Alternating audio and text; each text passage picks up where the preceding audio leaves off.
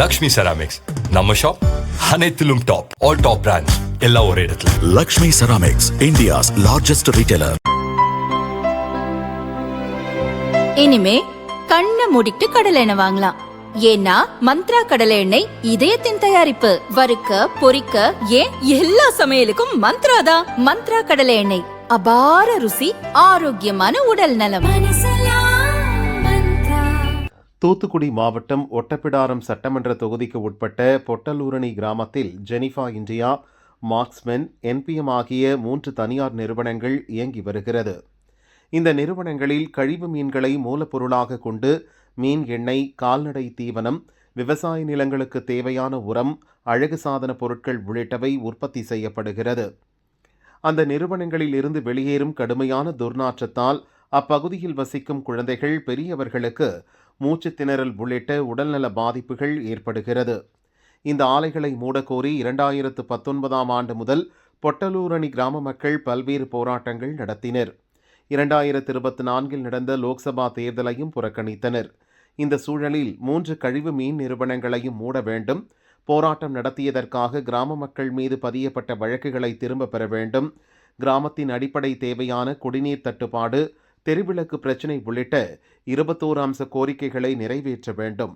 இல்லாவிட்டால் வரும் சட்டசபை தேர்தலையும் புறக்கணிக்கப் போவதாக பொட்டலூரணி கிராம மக்கள் அறிவிப்பு பலகை வைத்துள்ளனர்.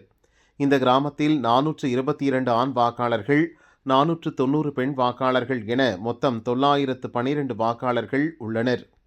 தூத்துக்குடி மாவட்டம் பொட்டலூரணி கிராமத்திலேருந்து பேசுகிறோம். இந்த பொட்டலூரணி கிராமத்தை சுற்றி ஒரு 3 கழிவுமீன் நிறுவனங்கள் வந்திருக்குது. கழிவுமீன் நிறுவனம்னா புளுத்து போன, அழுகி போன மீன்களை கொண்டு வந்து அதுதான் மூலப்பொருள். அதை வச்சுட்டு அதில் கெமிக்கல் ஊற்றி எண்ணெய் எடுக்கிறோம், பவுடர் எடுக்கிறோம் சொல்லி உற்பத்தி பண்ணுறாங்க.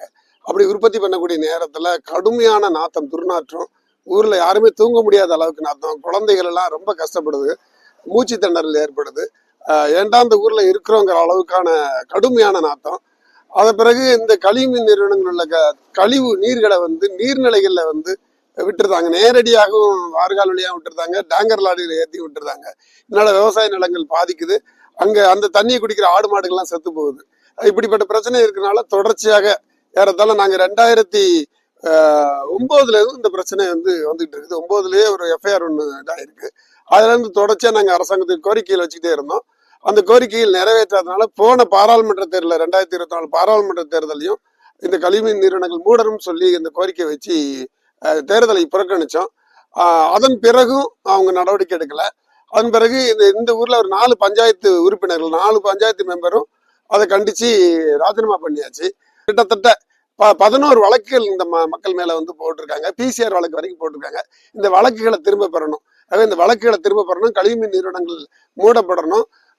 அதுபோல் இந்த பாயிண்ட் உட்பட எல்லா பேருந்தும் பொட்டலூர் வழக்கில் நிறுத்தணும், அவங்களோட அடிப்படை தேவைகளை நிறைவேற்றணும்னு சொல்லி இந்த தேர்தல் புறக்கணிப்பு அறிவிச்சிருக்கோம். இந்த கோரிக்கை நிறைவேற்றலைன்னா வருகின்ற சட்டமன்ற தேர்தல் முழுமையாக புறக்கணிப்போம்.